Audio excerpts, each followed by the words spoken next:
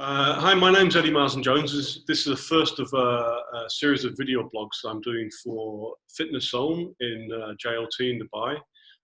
We're 2 days open now, so it's quite pertinent to have a conversation about people coming back into the gyms and working on their fitness again. And I'm delighted to have with me here Dr. Shehata, who is the Regional Director for West Midlands British Society of Lifestyle Medicine. But on top of that, has also recovered from COVID-19, so has a very unique perspective on the situation here. Both able to talk about fitness, but also what it's like to be on the receiving end of the virus. So thank you for joining me. And if we could just start, thank you for having me. Just tell us a little about your experiences and what it was like. Well, so I'm a GP registrar, just about to qualify as a GP in the coming months, and so I work in general practice in the UK. And I don't know if I was lucky or unlucky to get hit with COVID-19 at the very beginning of our peak, and I've been out of work for nearly 3 months now because of it. So it all came on very suddenly. I had high fevers, I couldn't smell or taste anything. I had chest pains, palpitations, very difficult, lots of difficulty breathing, shortness of breath with simple things like going to the toilet, lost a lot of weight, including muscle mass, which is quite a good indicator of how unwell somebody is. And it just carried on for ages. I thought I recovered. By the time it was like 4 weeks in, I was like, okay, maybe I need to go back to work. Went back for 2 days, felt ill again with mainly just chest symptoms of having shortness of breath, chest pains and palpitations. And then I found out a week later that I had blood clots in my lungs as well as a complication of COVID-19. Which, as we're learning more about the disease, we're realizing that up to 30% of patients can have blood clots pretty much anywhere in their body, so not just their lungs. Wow. So young people coming in with stroke, or people having blood clots in their kidneys, or even in their bowels. So it can affect you anywhere. So I'm at the moment I'm on treatment for blood clot treatment, which is a blood thinner. And I'm feeling a lot better now. Just ever so often I get some random chest pains, but pretty much back to normal, I would say. When you've considered yourself quite a healthy person beforehand, quite a fit and active member of society? Yeah, absolutely. So I actually exercise 6 days a week. Okay. I split my strength training into 5 days, and I do cardio 3 times a week. I do yoga twice a week. So I'm quite an active person. I've got my Fitbit. It keeps track of my heart rate. My resting heart rate usually sits between 55 and 57. So yeah, I pretty much do consider myself quite a fit person.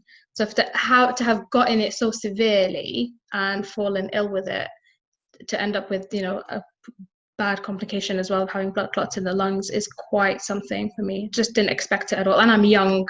I'm 31. I don't have any medical problems neither. Wow.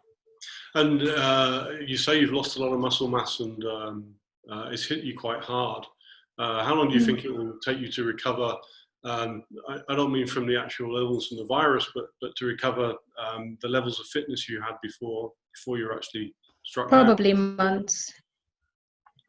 months, because at the moment I just started getting into yoga maybe a couple of weeks back, and I'm definitely nowhere near the duration or intensity of yoga that I normally did.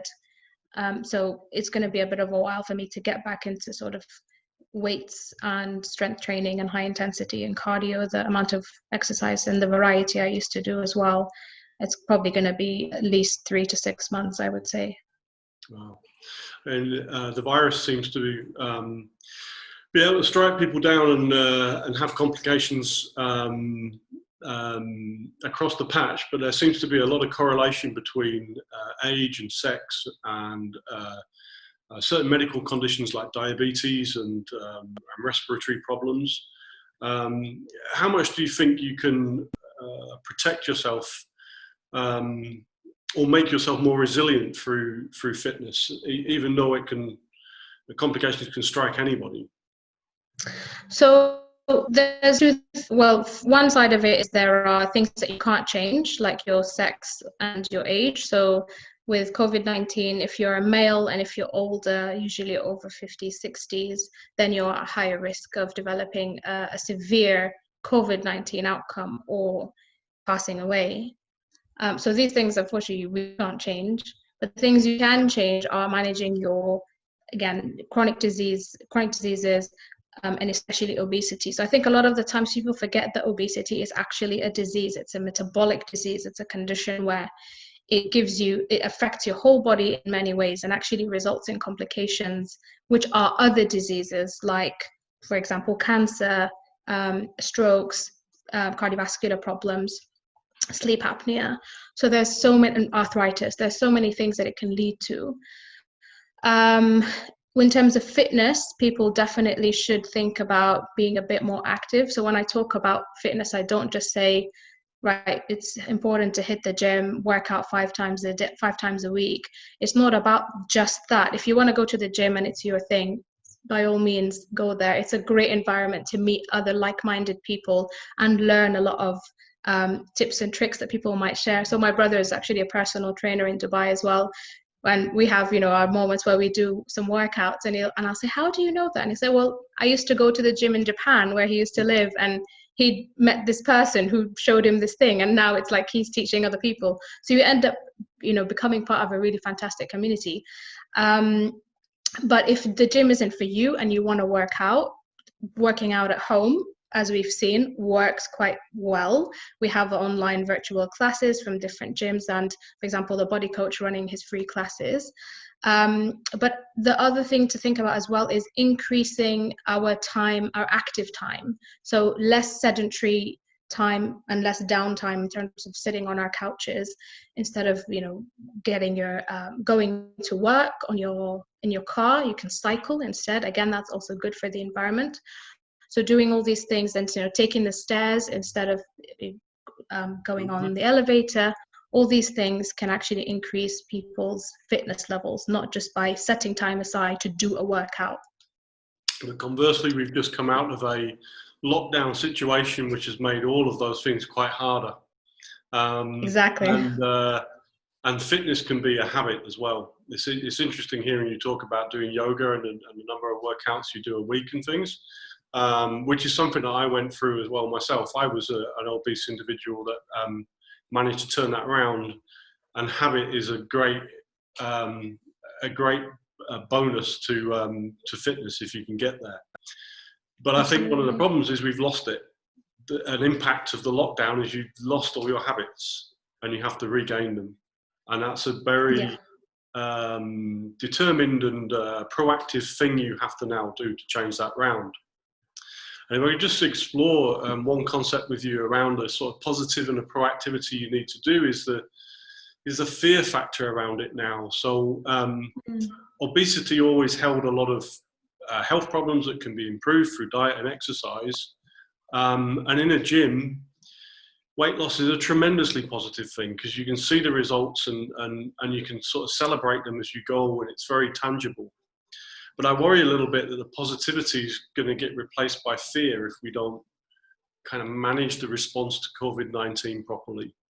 And keeping that positivity for something like weight loss is really, really critical to us. And I think we need to relearn how to motivate people when fear is probably a bigger factor than it ever was before.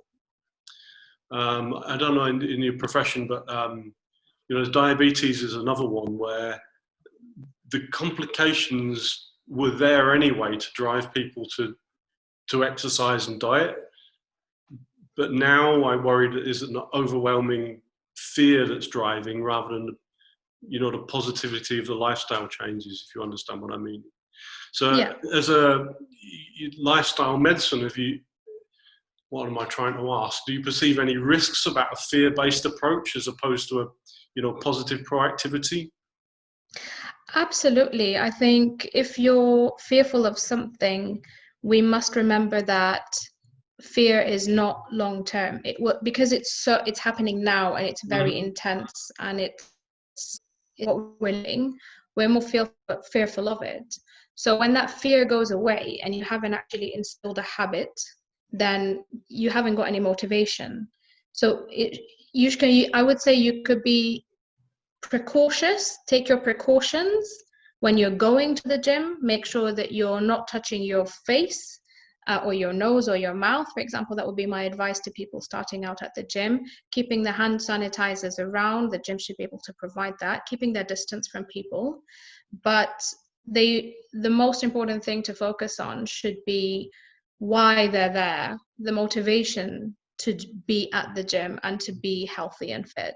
Is it because they want to run a marathon, or is it simply because a bloke is obese and he wants to lose weight, not only for himself just to feel better, but also because he couldn't participate in his children's sports day and he's always wanted to, you know?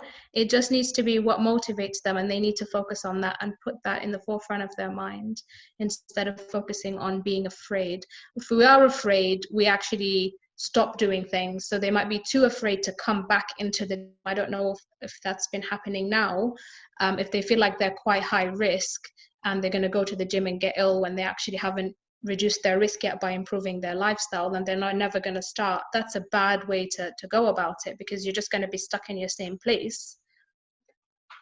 I have another friend who's a COVID-19 survivor. She's actually just gone past her second negative test, which is fantastic news. But it was also a complication, and it went on over 2 months. And like yourself, it really hit her muscle mass and her overall physique. So now she's tested negative twice. The doctor's advice is to get a personal trainer and try to recover some of the fitness, which is kind of good news for me. But what I wanted to get your viewpoint on is, with that kind of doctor's advice now saying you need a personal trainer to help you get back to normality or improve it, do you see from this that the relationship between the fitness industry and the medical industry is likely to change and get closer? I hope so. I think there is a large movement that stems from the lifestyle medicine movement to bridge the gap between how we focus and address on our lifestyles and merge that into a clinical setting. So there have been a couple of examples in the UK where there are lifestyle medicine clinics, and they have on site, they have a physiotherapist, a yoga teacher, a nutritionist, a psychologist. So all of these things come together to try and address chronic diseases and improve people's fitness ultimately as well. So I do think there is definitely a role for both the fitness industry and the clinical industry to work together in partnership to definitely address the issues in terms of chronic diseases and cancer as well, and cancer survivors. In addition to that, just having general good fitness levels and health. The fitness industry is obviously we've got some good motivations, some good morals, some good intentions, but we're very much a commercial industry as well. Do you think we need to change in any way to fulfill a more important and strong role in society as a whole? That's a good question, actually. I think the problem that I see at the moment with the fitness industry in general is that it just focuses on appearance, it seems. There's no talk happening on chronic diseases. There's no talk happening on how you can improve your life expectancy or your quality of life and reduce your morbidity. So I think if you start having that kind of narrative, that will automatically shift the paradigm for fitness industries to become less commercialized and more societal. So there you automatically have the social responsibility element to it, and try and off the back of that, you can definitely collaborate with local centers, clinical centers and hospitals to develop programs, as well as develop events on a regular basis where people are encouraged to be more active under the guidance of regular supervised exercises with the professionals who are yourselves. It is an interesting point to explore. I think gyms and the fitness industry are very image conscious, and there's nothing wrong with that. To have a good image and a good physique is to be healthy and robust, but sometimes it dominates the overall, health agenda, which is equally important. You don't have to be an elite athlete or a supermodel to get the benefits from fitness in there and be served by the industry as well. It struck me when I joined this, because I used to be in big corporate working for the Emirates Group, that people come for the gym just to boost their confidence or to help with the diabetes, or we talked about losing a bit of weight. And all of these are extremely valid reasons Absolutely. to come and seek advice and help, and be in a community that I said is extremely positive and about moving forward and helping people with their goals. And there's much we can do in that area, but we market ourselves to the image conscious people mainly, so great improvements we can make. And I think if we crack that one, the relationship with the medical industry would become stronger, if we can be seen to serve society as a whole rather than just the more athletic, which we do very, very well. So maybe that's a good point to close it on a positive note like that. That some more that we can do for people. Definitely. Thank you very much for your time. I would like to point out that you've done some. We found each other because you've done some fascinating blogs with much more detail about your experiences with COVID-19, which I'll refer to in the notes on this. But I recommend that everybody reads them, because they're totally informative, really interesting, and told me things that I never knew. So I do recommend that everybody looks at those too. And thank you very much for your time. It's been an absolute pleasure. Thank you, Eddie. Thank and you. Good luck with the gym. I look forward to following you guys on Instagram and seeing what's new, because my gym's not open yet. So I'll vicariously live through your gym. Oh, good. Okay, well, that was good. We are so proud to have opened, and we're having people back 2 days now, and Fantastic. It's just great to have a little bit of a buzz around from everybody. So that is lovely. great. I'm pleased to hear it. Thank you so much. Thank you.